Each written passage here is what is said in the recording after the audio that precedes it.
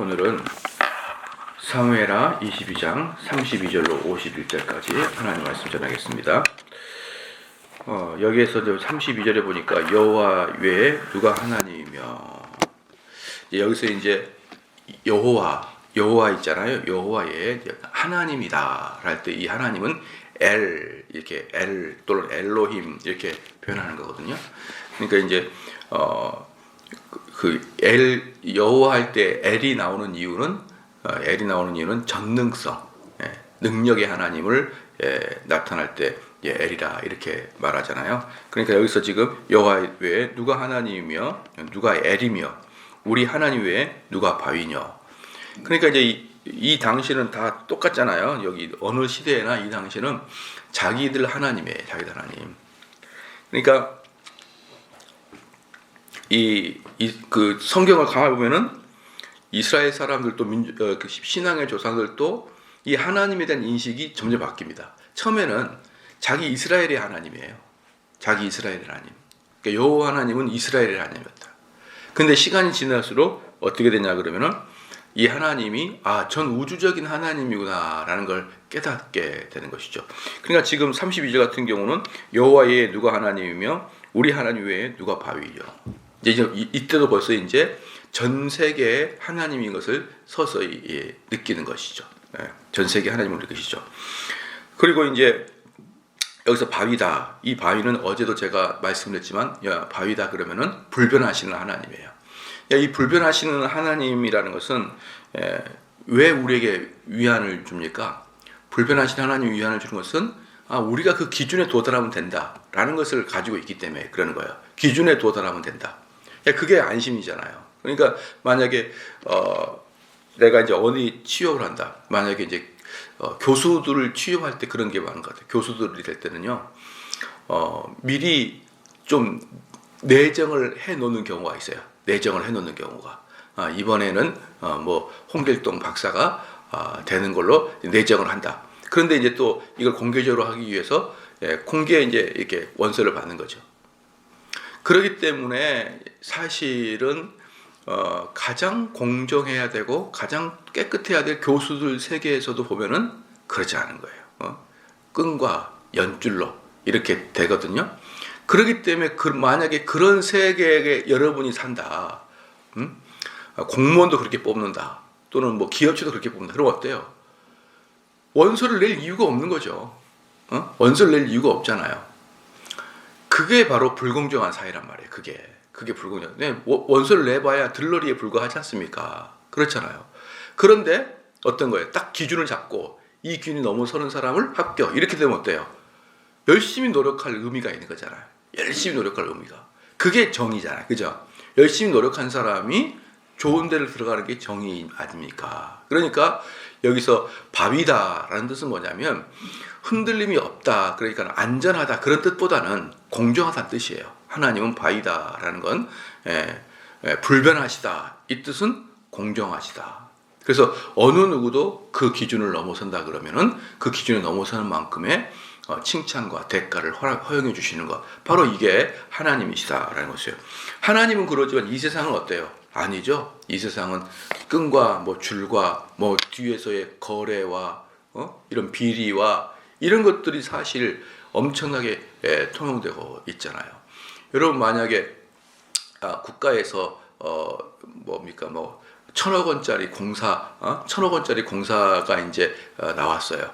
근데 수많은 공사 입찰을 했는데 딱 처음부터 찍어놓은 게 있다 이 말이에요.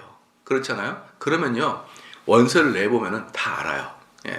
원서를 내보면 이게 내가 들러리였구나, 아니구나, 공정했구나, 를 다 알 수 있습니다. 거기 참여해보면. 그런 경우들인 바로 비리의 세계요, 불합리한 세계다. 그러나 우리 하나님은 바위시다.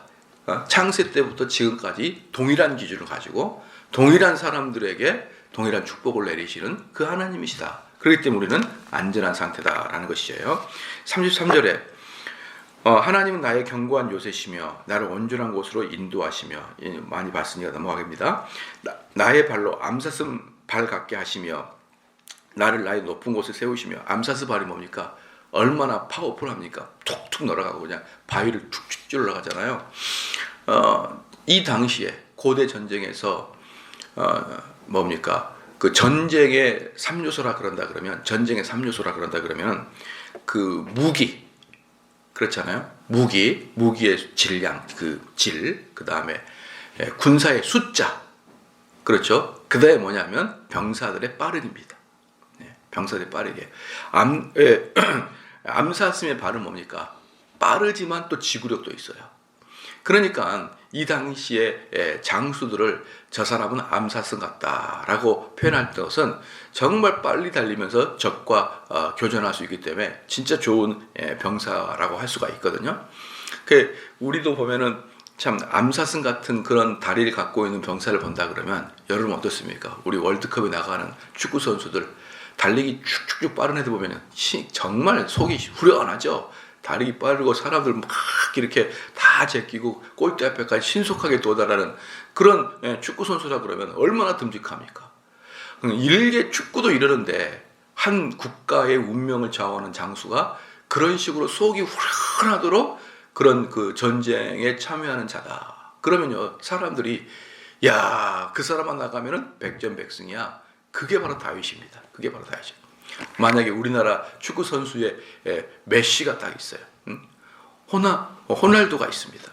그래가지고 걔가 잡으면 막 손흥민 같이 막 끝까지 파워풀하게 밀고 가버리면 그냥 보는 사람이 그냥 속이 후련해서 그 사람이 경기 끝나고 인천공항 도착할 때는 막 사람들이 얼마나 열광할 것 같아요. 그죠? 그러니까 전쟁터에 나갔다 그러면은 아무리 열세에 몰려도 다윗이 딱 선수 교체 딱 들어가게 되면 그냥 초전 박사를 내버린단 말이에요. 그것도 어떻게 암사슴 같이 막 뛰어다니면서, 응? 그러니까 사는 그냥 다윗만 보면은 가슴이 그냥 벌렁벌렁 뛰는 거예요. 너무 좋으니까 다윗이 그거예요. 그러니까 나의 발로 암사슴 발갛게 하시며 나를 나의 높은 곳에 세우시며 뛰어 올라가서 그냥 올라가 버리는 겁니다. 다윗 같은 경우는 이게 바로 다윗이었던 거예요. 35절에 내 손을 가르쳐 싸우게 하시니 내 팔이 놋을 당기다. 이 뭐냐면은 그 당시에는 청동기 시대이기 때문에 화살이 놋으로 되어 있어요. 화살이.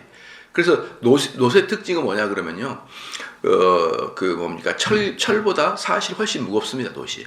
왜냐하면 철은 날카롭게 만들 수 있고 철은 효율성으로 만들 수 있기 때문에 가볍지만 강하고 날카롭게 만들 수 있지만 놋은 무거워요, 전반적으로.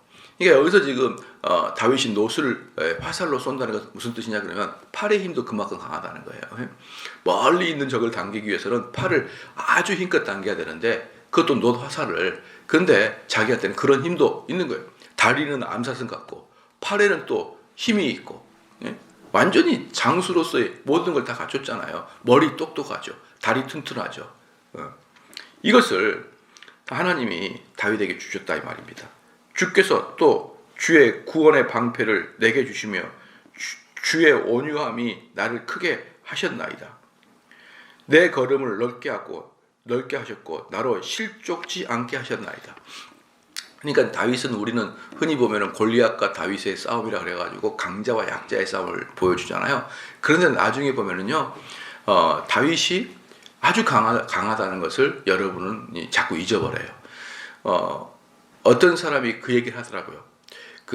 어떤 이렇게 역사학자인데요. 인류학자인데, 신학자가 아니에요. 기독교인인지 아닌지 그것도 모르겠어요. 근데 외국 내셔널 지오그래픽에 나와가지고 어떤 강의를 하는 것을 보여주는데요. 다윗이 골리앗을 이길 수 있는 것은 그 당시에 속도전이었다는 거예요. 속도전. 그래서 그 두 개의 문명의 충돌이라고 말할 수 있다는 거예요. 거대함과 속도를 중시하는 문명의 충돌이었다라고 이제 그 얘기를 이렇게 풀어가더라고요. 상당히 그럴듯하더라고요. 그러니까 다윗이 골리앗한테 맞설 때 어떻습니까? 그냥 있었던 게 아니라 자세히 보면요. 골리앗을 향해서 돌진했다 그랬어요. 돌진. 그러니까 어떻게 했을까요? 직진으로 했던 지그작으로 돌진했던 간에 골리앗이 다윗을 못 죽이도록 달리는 거예요. 네? 지그재그로 달리든지 직진으로 달리든지 어쨌든 어때요? 못 잡는 거예요. 그러니까 다윗은 어릴 때부터 속도전이 다리가 좋았고 속도가 대단히 빨랐다는 것이죠. 그럼 여러분 등치 큰 애하고 속도 빠른 애 싸우면 속도 빠른 애가 이길 확률이 많죠. 그러니까 다윗이 골리앗을 이겼을 것은 단지 하나님이 그를 도왔다라고 표현하기도 하지만 실력 면에서 다윗이 앞서고 있었다라고 그렇게 그분은 그런 식으로 이야기를 하더라고요. 실력 면에서도. 그러니까 지금도 마찬가지, 옛날에도 마찬가지죠. 옛날에 여러분 그 80년대 보면은 그 녹음기가 이만했잖아요.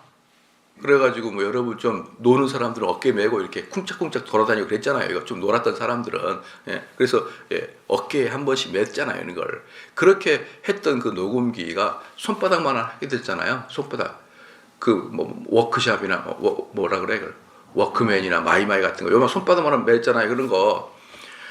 전 세계의 그 녹음기를 요 손바닥이 이겨버린 거예요. 그러니까 큰 등치를 어때요? 조그만 스마트한 게 이겨버린 거란 말입니다. 그러니까 이런 개념이에요. 그러니까 골리앗과 그 다음에 그 다윗의 싸움은 큰 녹음기와 작은 스마트한 그 녹음기의 싸움에서 얘가 이겨버렸단 말입니다. 야, 그걸 그 소니 또 와이와 이런 애들이 다 잡았어요. 그래가지고 제가 연구를 보니까 좀 조사를 해보니까 80년대, 90년대 전 세계 주식 총액, 전 세계 주가 총액의 50%가 일본 겁니다. 아무도 안 놀라시네. 전 세계 주가 50%가 일본 거예요. 주가 총액 50%가. 일본이 싹 쓸어버렸습니다. 그때가 일본이 다윗이었어요. 작지만 빠르고 치고 들어오고 아무도 따라갈 수 없는 기술력을. 그런데 이제 보십시오. 이제 우리가 일본을 앞설 거예요. 우리나라를 절대 일본은 못 이기게 되어 있습니다. 왜냐 그러면은 일본은 죽었다 깨어나도 그 삼성을 만들 수가 없어요. 삼성을. 이미 격차는 끝났다고 저는 봅니다. 그래서 앞으로의 4차 산업인가? 그때는 무조건 반도체가 최고입니다. 무조건 반도체. 그것은 중동의 석유보다 더 중요합니다. 반도체는. 그런데 그 반도체는 절대로 아무나 못 만들어요. 왜 그러냐 그러면은 그 반도체는 라인을 까는 것만 수십조가 들어요. 라인을 까는 것만. 근데 라인을 깔아봐야 어때요? 이미 앞선 애들이 딱 만들면은 이미 앞선 걸 만들어놨잖아요. 그럼 완전히 거의 영원에 팔아버려요. 얘네들이 죽어버릴 때까지. 안 되는 거예요. 그러니까 반도체 같은 경우는 다른 뭐 자동차는 사실 따라갈 수가 있어요. 자동차나 배 같은 것은 따라갈 수가 있는데 반도체는 중국같이 전 국가가 엄청난 돈을 들여서 공산당이 독재 체제가 밀어붙이는 하지 않는 한 중국 외에 이 세상에서 어떤 나라도 반도체를 삼성을 넘을 나라는 없게 되게 돼 있습니다. 어때요? 기분 좋죠? 우리나라는 일본을 못 따라와야죠. 일본은 우리나라 삼성 때문에 따라올 수가 없고 이미 격차가 나버렸고 그 격차는 절대로 못 버텨요. 못 버팁니다. 저는 두렵건데 저는 중국 외에는 절대로 삼성이나 LG, 뭐 SK 하이닉스나 이런 데 따라올 나라는 없다는 거죠. 그러니까 이 80년, 90년대에 전성기를 누렸던 그 일본의 대체가 지금 한국인데 중국 하나가 어떻게 될지는 모르겠습니다만 어쨌든 한국이고 그리고 전 세계의 모든 기술력은 중국, 일본, 한국에 다 몰려 있다고 여러분 보면 되는 거예요. 그런 나라가 여러분 뭐예요? 다이크 같은 나라예요. 그런 나라가 뭡니까? 발이 빠른 나라고 힘이 있고 탄력이 있는 나라인 것입니다. 그래서 저는 여러분들이 한국인이라는 걸 끝없이 자부심을 가지고 좀 살아라. 당번만 하지 말고 거짓말만 좀 덜 하면은 우리가 세계 최인류의 국가가 되는 것은 뭐 당연한 거예요. 그러니까 하나님이 우리나라를 돕는 것도 있지만 우리나라 자체적으로 기술력이 대단히 뛰어나단 말입니다. 그래서 저는 항상 우리나라를 다윗과 같이 생각을 하고 있어요. 이 다윗과 같은 나라가 하나님을 대항하고 앉아 있으니 제가 이 속이 아니 탈래야 아니 탈 수가 없는 거예요. 하나님에게 열심히 기도하고 섬기고 그 기독교를 좋아하는 것도 부족한 판에 막 계속 기독교에 대해서 안 좋은 정책을 꾸려 나가려고 그러고 많은 국민들이 기독교를 막 싫어하고 이런 걸 보면은요 도대체 너희들은 앞에 있는 복을 차고 있냐라는 생각만 드는 겁니다. 우린 다윗인데 그렇잖아요. 자 봅시다. 그 다음에 38절에 여기서 보면은 37절에 나로 실족지 않겠다고 했잖아요. 이게 뭐냐면 미끄러지지 않겠다는 거예요. 그러니까 다윗이 뭐예요? 그렇게 다리가 빠르고 힘이 있는데 바위를 툭툭 차고 올라가는데도 하나님이 한 번도 그 발을 미끄러지지 않게 하셨다라는 것을 말해주고 있는 것입니다. 그러니까 지금 다윗은 뭐예요? 실력도 있는 데다가 하나님이 다 그 한 발 한 발까지 보여주고 계셨다는 것을 다윗은 지금 찬양을 하고 있는 것입니다. 38절에 내가 내 원수를 따라 멸하여 싸우며 저희를 무찌르기 전에는 돌이키지 아니하였나이다. 한번 들어가게 되면 끝장을 보고 나왔다는 거예요. 한번 들어갔다 끝장을 보고 나왔다. 내가 저희를 무찔러 파하였더니 저희가 내 발 아래 엎드려지고 능히 일어나지 못하였나이다. 이는 주께서 나로 전쟁케 하려고 능력으로 내게 띠띠우사 일어나 나를 치는 자로 내게 굴복케 하셨으며. 이때까지 말해요. 최소한 이때까지 40절을 기록할 때까지 다윗의 승전은 100전 100승이었습니다. 여러분 어떻게 생각합니까? 다윗이 참관하면 100전 100승이에요. 제일 지금까지 역사상 한국 역사상 제일 잘 되던 투수가 선동열이었지만 선동열도 100전 100승은 안 돼요. 선동열도 100전 100승은 안 돼요. 선동열이가 그 뒤에서 몸만 풀어도 타자들이 주눅 들잖아요. 선동열이 몸만 풀어도. 그러니까 탁 어때요? 선동열이 마운드만 딱 쓰면 야 이제 안심이다.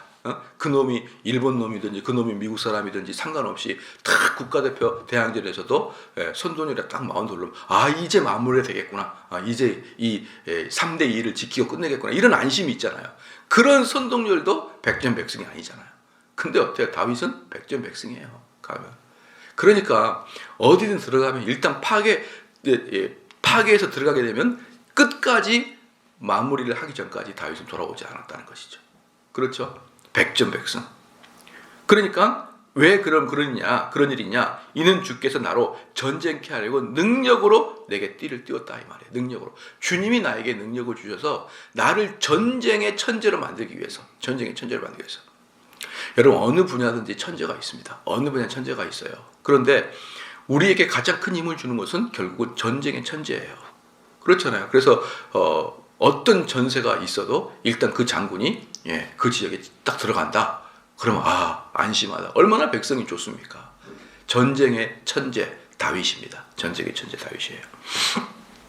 어릴 때부터 참가했죠. 이렇게 힘이 있죠. 백전노장이죠. 이 다윗을 압살롬이 어떻게 해봅니까? 압살롬이. 그러니까 후세의 조언이 압살롬을 그대로 설득했던 이유가 이런 이유 때문에 그러는 거예요. 다윗이 지금 나이가 50이 넘어도 그 백전노장을 어떻게 당하려고 하십니까? 그렇게 했던 것이죠. 그래서 41절에 주께서 또 내 원수들로 등을 내게로 향하게 하시고 나로 나를 미워하는 자를 끊어버리게 하셨음이니이다. 저희가 둘러보아도 구원할 자가 없었고 여호와께 부르지도 대답하지 아니하였나이다. 이제 여기서 42절에 재밌는 게 뭐냐면은 여호와 하나님의 능력이 어때요? 벌써 이스라엘 바깥까지 넘쳐나고 있었단 말입니다. 이스라엘 바깥까지. 그러니까 어디냐면 저희들이 다윗에게 쫓깁니다. 다윗이 쫓기는데 이 쫓겨봐도 다윗은 곧 추적을 해요. 쫓기면서 얘네들이 어떻게 기도하냐면 여호와 하나님께 기도합니다. 살려달라고. 이미 여호와 하나님의 능력이 온 근동에 퍼져 있어서 그들이 여호와 하나님에게 살려달라고 기도해봐야 아무런 응답이 없더라는 거예요. 응답이 없더라. 그러니까 재밌는 걸 보면은 어떤 사람이 있냐 그러면요. 여러분이 이제 저희 교회에 와가지고 쭉 좀 들어보니까 이제 로마서 강해가 이제 황금사슬이 반이 넘어가고 이제 양자까지 끝난 다음에는 성화와 그 다음에 중요한 게 뭐냐면 확신이에요. 확신. 그러니까 내가 구원받은 확신합니다. 이것은 완전히 얼토당토 않는 소리고요. 구원의 확신을 가지려 그러면은 이 뭡니까? 황금사슬을 다 이해를 해야 돼요. 이해를 하고 내가 그곳에 포함되어 있는지 아닌지를 여러분들이 판별을 해야 됩니다. 판별을. 그리고 뭐가 있는 거예요? 확신이 있는 겁니다. 그러니까 제가 보는 이 한국교회 가장 큰 맹점 뭐냐면 진짜 중요한 건 다 빼버리고 구원의 확신을 가지라 이렇게 얘기해 버리는 거예요. 구원의 확신을 가지라 이렇게 얘기하는 겁니다. 그러니까 확신이 뭡니까? 전부 다 마인드 컨트롤, 전부 다 자기 그냥 세뇌죠. 자기 세뇌입니다. 그래서 여러분들 딱 보니까 어때요? 교회 나와서 이런 걸 배우지 않으면 사실 아무것도 모르고 있었다는 것을 이제 알겠죠. 그렇기 때문에 여호와 하나님을 섬긴다는 것은 무슨 뜻이냐 그러면 꾸준히 하나님 앞에서 하나님이 누구신지 예수 그리스도가 누구신지를 배우는 사람들이 여호와 하나님을 알고 그리고 예수님이 말씀했듯이 하나님 우리가 예배할 자를 알고 예배하는 그 예배를 받으시는 거란 말이에요. 우리가 무지한 상태에서 하나님을 예배하면 100% 하나님 받지 않습니다. 왜? 우리 머릿속에는 우상들이 가득 차 있으니까. 우상을 우리는 하나님으로 여기는 거예요. 이스라엘 사람들이 황금 송아지를 하나님이 여겼듯이 하나님이 어떤 분인가에 대해서 그 성경을 통해서 구체적으로 배우지 않으면 우리들의 머릿속에는 뭐가 있는 것입니까? 우리가 상상한 그 신, 우리가 상상한 그 하나님이 있기 때문에 그것은 100% 우상입니다. 왜? 우리가 성경을 쭉 배우니까 알겠잖아요. 배울 때마다 어때요? 새롭고 배울 때마다 내가 몰랐고 배울 때마다 신선하고 왜 그럴까요? 우리는 근본적으로 왜곡된 신관을 가지고 있기 때문에 그러는 거예요. 왜곡된 신관을 갖고 있기 때문에 배울 때마다 신선한 거예요. 그런데 그 배울 때마다 신선한데 배우지도 않고 이 신관을 가지고 예배드린다 그러면요. 여러분 100% 뭡니까? 그 왜곡된 신에게 됩니다. 그러니까 이제 우리는 어때요? 교회에서 배우지도 않고 그 배움이 내 것으로 되는 그런 오랫동안의 신앙의 숙련 과정도 필요 없이 그저 막 아무렇게 놀다가 순간적으로 하나님 우리 자녀가 아프니 우리 자녀 살려주십시오 이렇게 기도한다고 해서 그를 기독교인으로 말할 수가 있느냐? 없다는 거예요. 없다. 기독교인은 그런 게 기독교가 아니에요.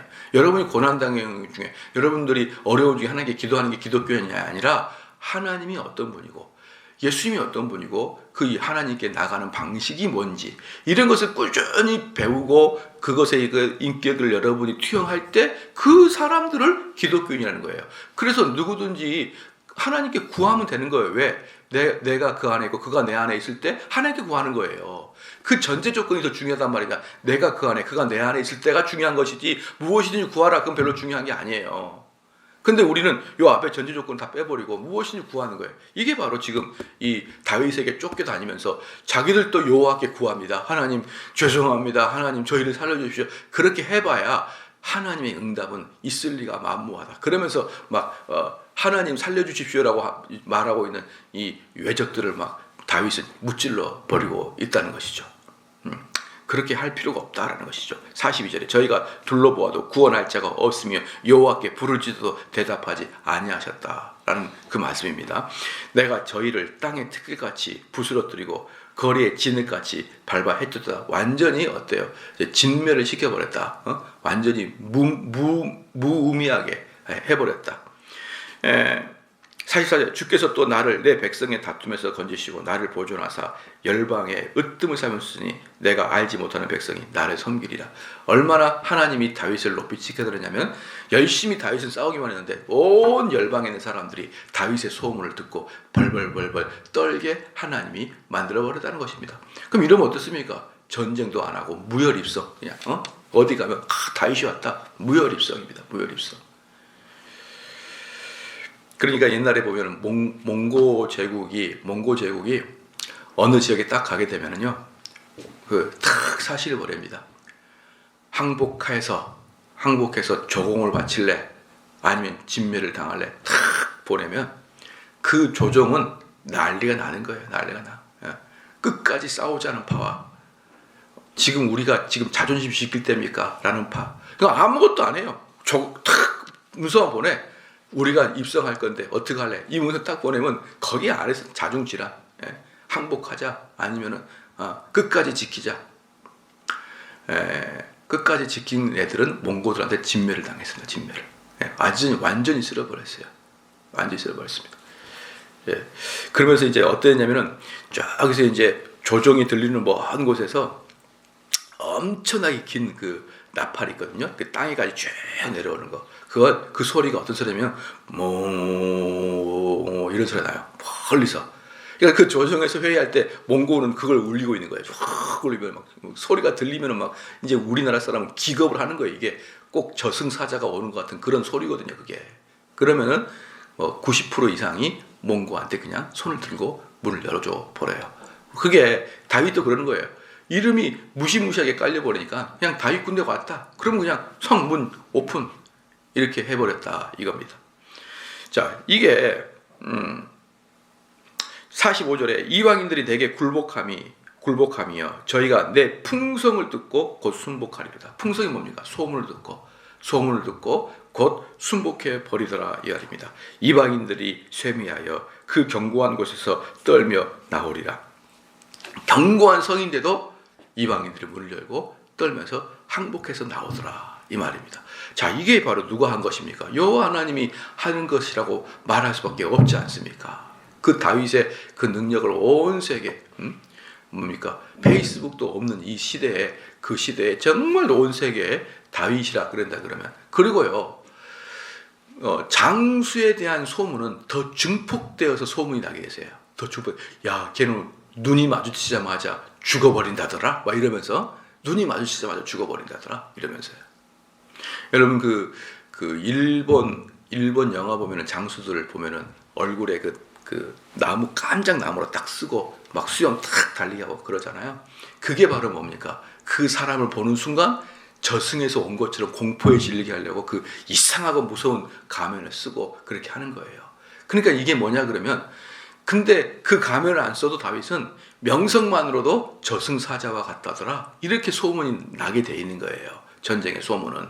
그러니까 다윗 군대가 온다. 그러면은 그 철저한 요새의 사람도 문을 다 활짝 열고 떨며 나오더라. 이렇게 보는 것입니다. 48절에 이 하나님이 나를 위하여 보수하시고 민족들로 내게 복종해서, 이 보수다라는 것은 하나님이 다 원수를 갚아주셨다는 거예요.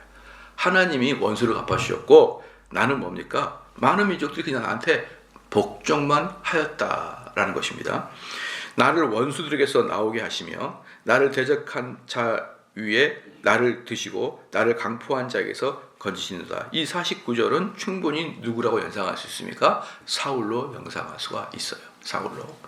왜냐하면 이런 식으로 강포한 자에서 나를 건지셨다 이렇게 한 것은 사실 사울밖에 없었거든요. 나머지는 뭐 다 벌벌 떨었고 사울 정도가 다윗을 이렇게 고통을 줬다. 50절에 이름으로 여호와여 내가 열방 중에서 주께 감사하오며 주의 이름을 찬양하리이다. 여호와께서 그 왕에게 큰 구원을 주시며 기름 부은 자에게 인자를 베푸시며, 이 인자가 뭡니까? 헤세드죠. 헤세드는 구약성경, 신약성경을 관통하는 중요한 맥입니다. 그 인자를 줬는데 어떤 겁니까? 영원토록 다윗과 그 후손에게로다 말입니다. 여기서 51절에 대단한 게 뭐예요? 이 51절의 구원의 그러니까 이 다윗의 왕 자리가 영원토록 뭡니까? 왕으로 나온다 이 뜻이 아니에요. 영원히 왕의 후손이 영원인 게 어디 있습니까? 그러니까 여기서는 예수 그리스도를 분명히 이야기하는 것이죠. 그런데 이것은 다윗이 그냥 상상한 게 아니에요. 사무엘하 7장 하나 봐볼까요? 7장.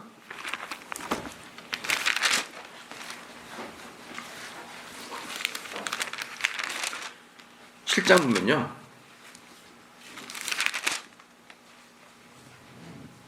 12절부터 볼게요. 12절부터 16절까지인데요. 봐볼게요. 제가 7장 12절부터입니다. 네 수완이 차서 내 조상들과 함께 잘 때에 내가 네 몸에서 날 자식을 내 뒤에 세워 그 나라를 뭐하겠다? 형곡해 하리니 이랬잖아요.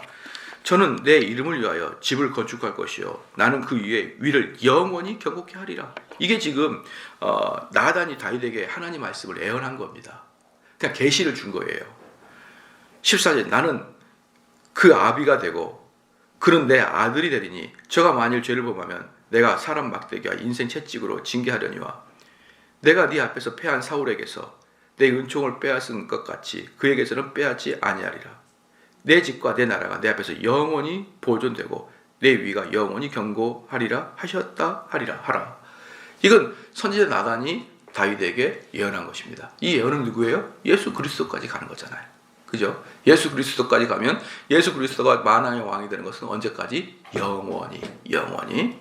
그러니까 이 다윗은 여기에서 마지막 사무엘하 22장 51절에서 어떻습니까? 구속사를 딱 바라보고 있는 거잖아요. 그러니까 다윗의 그 모든 전쟁은요, 결국은 이 구속사로 향하는 관점, 목표를 향하고 가고 있는 그런 관점의 전쟁이었어요. 그러니까 그 전쟁은 뭡니까? 예수 그리스도를 예표하고 있는 것이죠. 그 모든 전쟁은 백전백승, 어느 누구도 그 왕을 만나면 두려워하는 왕. 그렇잖아요. 그것은 누구에게 목표로 가고 있다고요? 예수 그리스도. 그러니까 예수님은 우리의 삶에 개입하셔서 백전백승을 이루시는 분이고 그분은 완전한 반석이고 그렇잖아요.